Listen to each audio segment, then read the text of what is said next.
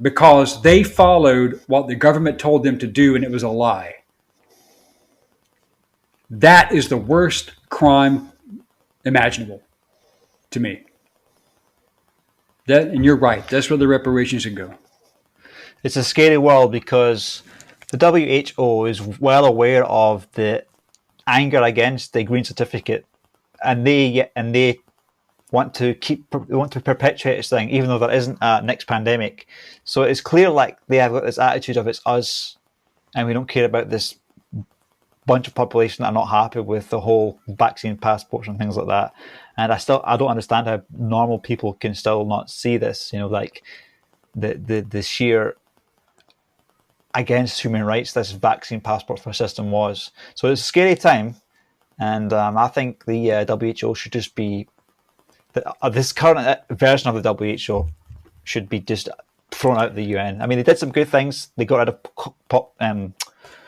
smallpox. Oh, I agree. I agree. I'll go one step further. The WHO should be disbanded, defunded, and the UN should be.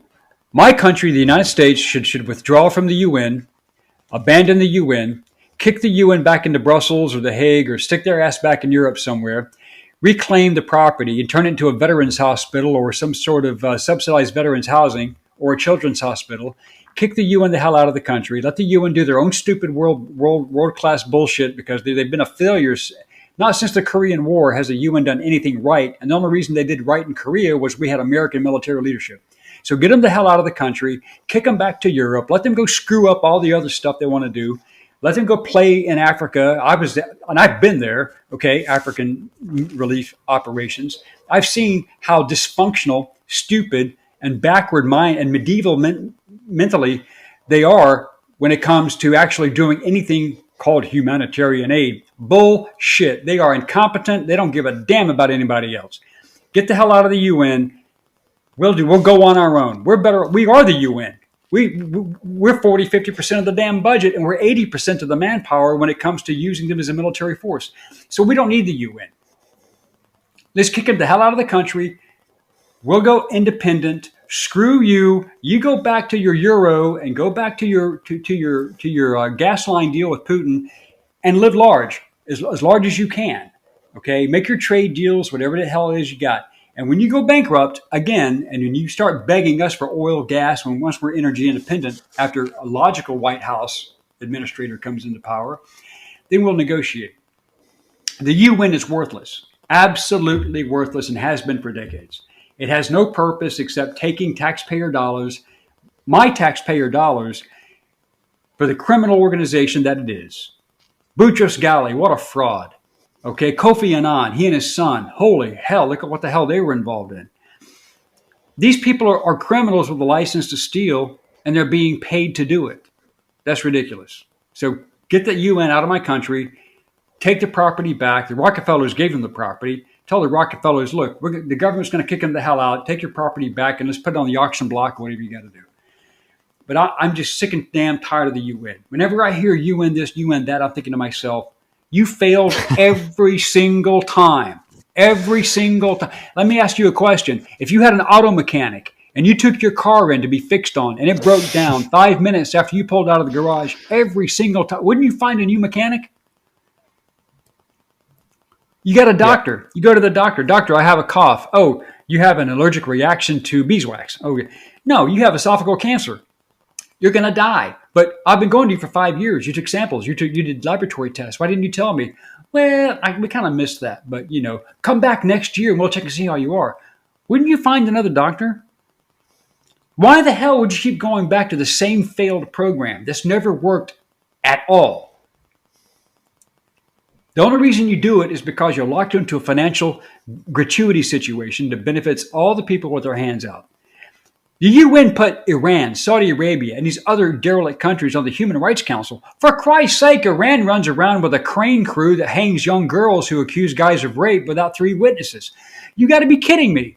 You're putting these violators of human rights on the Human Rights Council?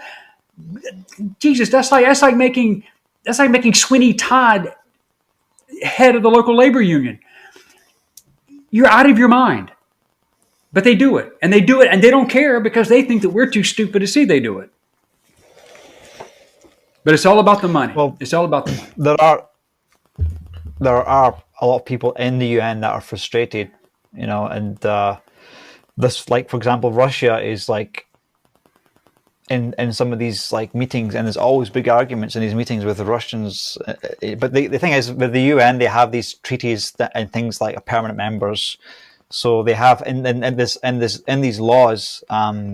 So it's like even like the EU, you can't really kick a country out of the EU. Some people want to kick out Hungary and stuff like that. So they're kind of like, there's nobody there can really make a decision to do something when you have something in the treaties. So it's a slow moving organization, But even also, like, dialogue's important. So a lot of these world leaders, diplomats, they get a chance to talk to each other face to face, and fight, express opinions.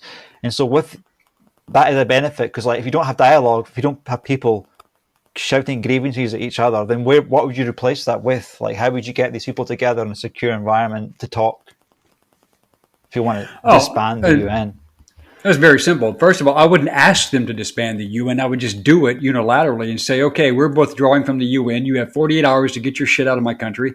And you can keep your ambassadors here, but the UN is gone. It's done. If you want to resurrect it, take it to Brussels, take it to Vienna, take it to Paris, take it to some other backwater in Europe where you guys still think that your countries mean something, and set it up there. Okay, and you want to have your European Union combined with the UN and all this other crazy mandate shit you want to throw out there, that's up to you. Fine, we're out of it. We're done. Go. And you have 48 hours. In fact, we'll set the jets on the runway so you can pack your trash and we'll help you out of the country. But just get the hell out. We're closing the doors. That's what I would do. I would just shut it down. When my son Max was running for Congress, he had what was called the EMDA plan. And we'll discuss that later, and you might want to get him on your podcast to discuss his EMDA plan. But the EMDA plan was genius. It was ingenious. The fact that he came up with that, man, I thought, man, I created this kid? You kidding me? My genes flow through. But he created this plan to replace the UN with a much better organization, more effective economically, militarily, and politically. And he used it for his, I believe it was for his senior thesis in college, and it did well. And I ran it by a few generals that I know, and they loved it. They thought it was perfection. So yeah, you can replace the UN with what we call his EMDA plan, which would make more sense. And there's more accountability. There's more fiscal responsibility involved in that kind of organization. But there's also a moral clause to his EMDA plan that the UN abrogated in total. The UN has no moral clause when it comes to making appointments and putting people on councils. They don't care. How much money can you donate into the coffers? Oh, well, let's see. Iran, you're an oil power. Saudi Arabia, you're an oil power. Yeah, you hang people from cranes and you behead people. But you know what? Your money's good, so you're going to be on the Human Rights Council. That's how that shit works. Okay, they have no morals in the UN. There is no morality in the UN. There's no uniformity in the UN. The only thing uniform about the UN is money. That's what it's all about. No one in their right mind goes into civil service or political service in the UN without the prospect of maybe getting rich. And you get rich by backing the right horse. And the right horse is whoever the hell has the most money and gets on the right committees. It's just like in politics in this country and like in parliament in your country. It's all about the money, and it's about who you know, sometimes who you blow, whatever. But it's all about power. It's all about money. And the UN was not created at its inception in 1945 and then chartered in 46 with that being its mandate. That was not its purpose, but it's evolved into a financial creature that devours its own at the expense of others. And that is a ridiculous place to be.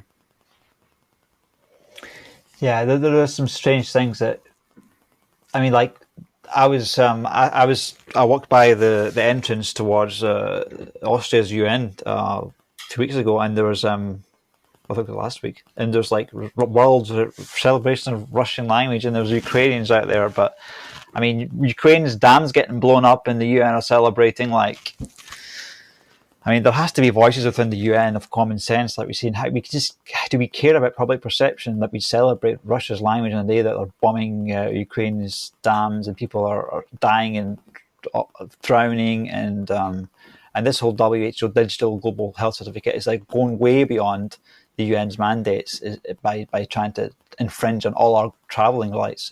It's just, there has to be change inside and go back to its roots.